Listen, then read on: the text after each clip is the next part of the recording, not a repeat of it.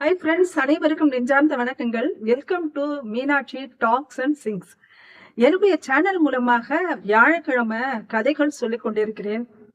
இன்னைக்கு வியாழக்கிழமை பிரேம்சந்த் அவர்களின் நிர்மலா என்ற கதை தொடர் கதையாக சொல்லிக் கொண்டிருக்கிறேன். இடையில ஷார்ட்ஸ் மூலமா நிறைய கதையும் சொல்லியிருக்கேன்.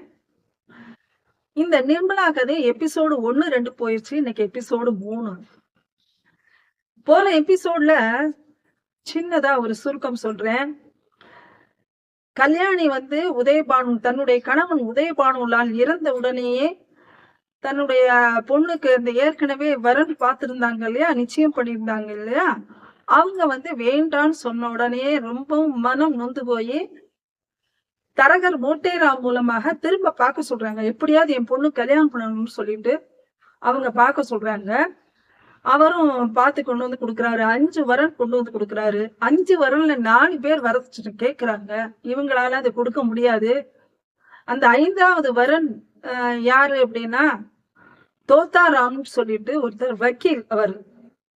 அவருக்கு ஏற்கனவே திருமணமாகி மனைவி இறந்து போயிடுறாங்க. 3 பிள்ளைகள் இருக்காங்க அவருக்கு ஒரு தங்கச்சி. அவங்களும் விதவையாகி வீட்டோட இருக்காங்க. இதுதான் அவர் குடும்பம். நிலப்புலன்கள்லாம் இருக்கு, சொத்து சுகங்கள்லாம் இருக்கு, நல்லா சம்பாதிக்க கூடியவர். அப்படிப்பட்டவர் தான் தோத்தாராம். அவர் வரதட்சணை வேண்டான்னு சொல்லிட்டாரு அப்படின்னு சொல்லி அந்த வரனை சொல்றாங்க. கல்யாணம் என்ன பண்றாங்கன்னா, பரவாயில்ல இந்த வரனையே கல்யாணம் பண்ணிருங்க, என் பொண்ணு எங்க போனாலும் சரி அவ போன இடத்துல நல்லா அந்த குழந்தைகளை எல்லாம் நல்லா பாத்துக்குவா, நல்லா ஒரு குடும்ப பெண்ணா இருப்பா என் பொண்ணு. அதுக்கும் மீறி அவளோட விதி எப்படியோ நடக்கட்டும். அவ துக்கத்தை தான் அனுபவிக்கணும்னா துக்கத்தை அனுபவிப்பா, இல்ல சுகத்தை தான் அனுபவிக்கணும்னா சுகத்தை தான் அனுபவிப்பா. அதனால நான் அதை பத்தி கவலைப்படல, அதையே பாத்துருங்கன்னு சொல்லிடுறாங்க. தரகர் மோட்டேராம் அதையே தேர்ந்தெடுத்து தோத்தாராம் மூலமாக அவங்களுக்கு திருமணம் செய்து வைத்து விடுகிறார்கள். நிர்மலா அவங்க வீட்டுக்கு போறார். நிர்மலாவுக்கு 16 வயசு தான். அவருக்கு 3 பையன்கள்ல முதல் பையனோட வயசும் நிர்மலாவோட வயசும் ஒரே வயசு, 16 வயசு தான் அவனுக்கும். ஆனா அவன் 3 மாசம் சின்னவன், இவளை விட 3 மாசம் சின்னவன். ஆனா ஒரே வயசு. இப்படி இருக்கிற பட்சத்துல தோத்தாராம் தன்னுடைய மனைவி, சிறிய பொண்ணு இல்லையா, சிறிய பொண்ணுக்காக அந்த பெண்ணை மகிழ்விப்பதற்காக தன்னை எப்படியெல்லாமோ காட்டிக்கிறாரு. தன்னை ஒரு வீரனாக காட்டிக்கிறாரு. ஒரு நல்ல ஒரு நகைச்சுவை உணர்வோட பேசுறாரு. அவள்கிட்ட ரொம்ப அன்பாதான் நடந்துக்கிறாரு. விடுமுறை கிடைக்கும் போதெல்லாம் அந்த பெண்ணை சினிமா கூட்டிட்டு போறாரு, டிராமா கூட்டிட்டு போறாரு, சர்க்கஸ் கூட்டிட்டு போறாரு. இப்படி எல்லா இடத்துக்கும் கூட்டிட்டு போய் தன்னுடைய மனைவியை மகிழ்விக்கிறார். அவ நிர்மலாவுக்கு எப்படின்னா, அவ சிறு பெண்ணு இல்லையா, அப்பாட்ட ரொம்ப பிரியமா வளர்ந்தவ. அதனால அந்த தோத்தாராம ஒரு தந்தையா வடிவத்துலதான் பாக்குறாங்க, தந்தையாகத்தான் பார்க்கிறாள். அவளுக்கு கணவனா பாக்கணுங்கிறதே தெரியல அவளுக்கு. சிறு பெண் அவ. அப்ப அவர் அவ்வளவு பெரியவர். அவள்கிட்ட அவர்கிட்ட எப்படி நடந்துக்க முடியும்? அவ ஒரு மரியாதையுடன் தான் நடக்கிறாள். கல்யாணம் பண்ணிக்கிறது ஒத்துக்கிட்டா. அப்பா இறந்து போயிடுறாங்க. அந்த குடும்பம் அம்மா சொன்ன உடனே சரின்னு ஒத்துக்கொண்டாலும் இந்த வீட்டு நிலைமை, இந்த சூழ்நிலைகள்லாம் பார்த்து கொண்டு அவருக்கு எதுவானாலும் அவர் சொன்னதெல்லாம் கேட்டுக்கொண்டு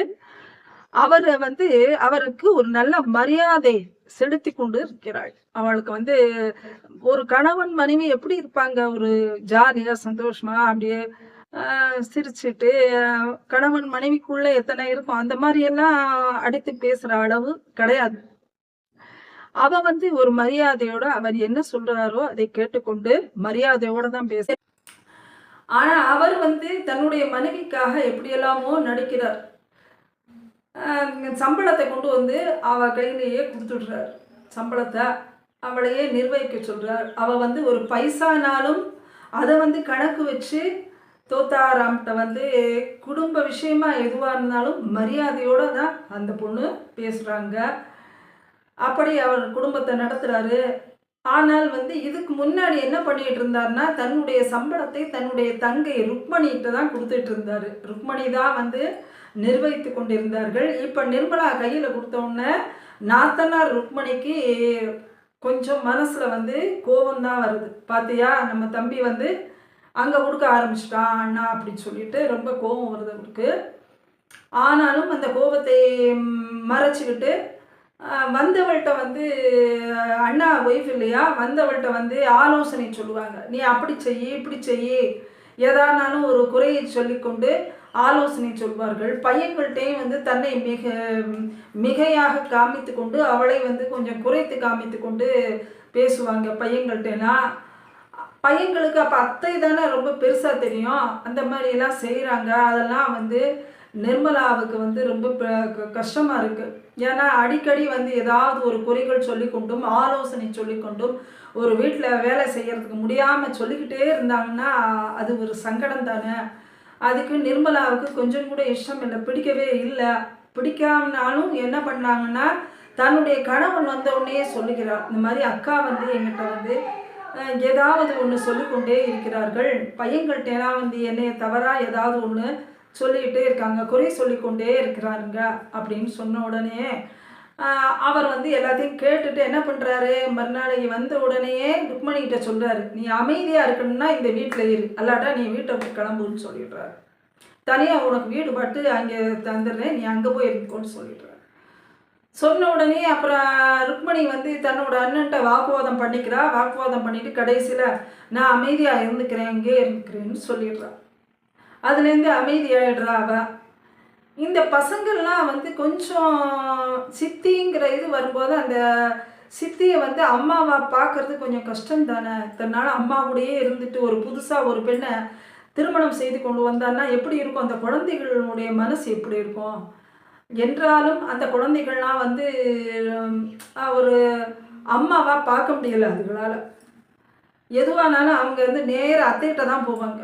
மத்தியானம் ஸ்கூல் விட்டு வந்தால் என்ன பண்ணுவாங்கன்னா அத்தைகிட்ட தான் போய் அத்தை சாப்பாடு போடுங்க அப்படிம்பாங்க. அப்போது நிர்மலா விஷயமா வந்து இந்த பிரச்சனைகள் நடந்தது இல்லையா, அதனால் அத்தை அவர்கள் என்ன சொல்லிடுறாங்க, குழந்தைகள்லாம் வந்து கேட்கும்போது இது பாரு உனக்கு புது அம்மா வந்திருக்காங்க, அம்மாட்ட போய் சாப்பாடெலாம் கேளுங்க அப்படின்னு சொல்லிடுறாங்க.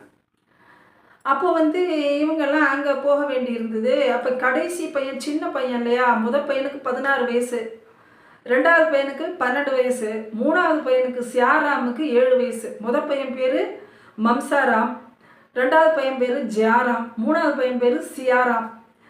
இந்த ஷியாராம் வந்து 7 வயசுலையா அவன் போய் அம்மாட்ட சாப்பாடு கேட்கும்போது தொந்தரவு பண்ணும்போது அவளுக்கு சொல்லியிருக்கா, நான் சமைச்சிட்ருக்கேன், சும்மா தொந்தரவு பண்ணிகிட்டே இருந்தால் காதை அறுத்துருவேன் அப்படின்னு சும்மா ஜாலிக்கு சொல்லியிருக்கா. அது வந்து அவனுக்கு ரொம்ப குறைவாக தெரியுது. புதுசாக அம்மா கண்டிக்கும் போது அவனுக்கு வந்து அது வித்தியாசமாக தெரியுது, அது பிடிக்கலை. அழுது கொண்டே என்ன போய் சொல்கிறான், அத்தைகிட்ட போய் அம்மா என்னை காதை அறுத்துருவேன்னு சொல்கிறாங்கன்னு சொல்கிறான். அப்போது வந்து அத்தை அவர்கள் வந்து எல்லாம் கேட்டுட்டு இருக்காங்க. அங்கேருந்து தோத்தாராம் இதை பார்த்து கொண்டே வருகிறார். பார்த்து கொண்டே வந்து இவர் என்ன பண்ணுறாரு, அந்த தொல்லை பொறுக்க முடியாமல் அந்த பையனை தான் அடிக்கிறார்.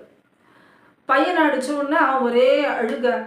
அப்போ நிர்மலா ஓடி வந்து அவனை சமாதானப்படுத்தி தன்னோட மார்போடு அணைத்து கொண்டு வீட்டுக்குள்ளே போய் அவனுக்கு முத்தங்கள்லாம் கொடுத்து மடியில் படுக்க வச்சுக்கிறாங்க. அப்படியே மடியிலேயே தூங்கிடுறான். மடியில் தூங்கும்போது அப்போ வந்து அவன் நினச்சிக்கிறான், நிர்மலா நினச்சிக்கிறா எவ்வளோ ஒரு இது. அப்போ அவளுக்குள்ளேயே ஒரு கடமை உணர்வு வந்துடுது. இதுக்கு மேலே நம்ம என்ன பண்ணணும், இந்த குழந்தைகள்லாம் நம்மளை நம்பி இருக்குங்க, அவர் நம்மளை நம்பி இருக்கார். அப்போ இந்த குடும்பமே வந்து அந்த குடும்ப தலைவி வந்து சரியாக இருந்தால் தானே நல்லது. அப்போ அவளே ஒரு தீர்மானம் பண்ணிக்கிறாள். இந்த 16 வயதிலேயே வந்து ஒரு தீர்மானம் எடுத்துக்கொள்கிறார். நாம் வந்து ஒரு நல்ல அம்மாவாக இந்த குழந்தைகளுக்கு ஒரு நல்ல அம்மாவாகவும், தன்னுடைய கணவனுக்கு ஒரு நல்ல மனைவியாகவும், நாத்தனாருக்கு ஒரு நல்ல அண்ணன் ஒய்ஃபாகவும் இருக்கிறதுக்கு இந்த குடும்பத்தோடு நம்ம ஒன்றிடணும் அப்படின்னுட்டு தன்னுடைய கடமை உணர்வை சரியாக செய்யணும் அப்படின்னு ஒரு முடிவு பண்ணுறார். அதுதான் இந்த எபிசோடில் அதோட முடியுது. அடுத்து நிர்மலா என்ன பண்ணுவா அப்படிங்கிறத வந்து அடுத்த எபிசோட்லேருந்து பார்க்கலாம். நம்ம இது வரைக்கும் உங்களுக்கு இந்த கதை பிடிச்சிருக்கா ஃப்ரெண்ட்ஸ்? உங்கள் மனசுக்கு பிடிச்சிருந்துச்சுன்னா நீங்கள் வந்து லைக் பண்ணுங்கள், கமெண்ட்ஸ் பண்ணுங்கள், ஷேர் பண்ணுங்கள். லைக் பண்ண மறந்துடாதீங்க. லைக் தான் வந்து ரொம்ப ரொம்ப முக்கியம். லைக் பண்ணுங்கள், கமெண்ட்ஸ் பண்ணுங்கள், ஷேர் பண்ணுங்கள்.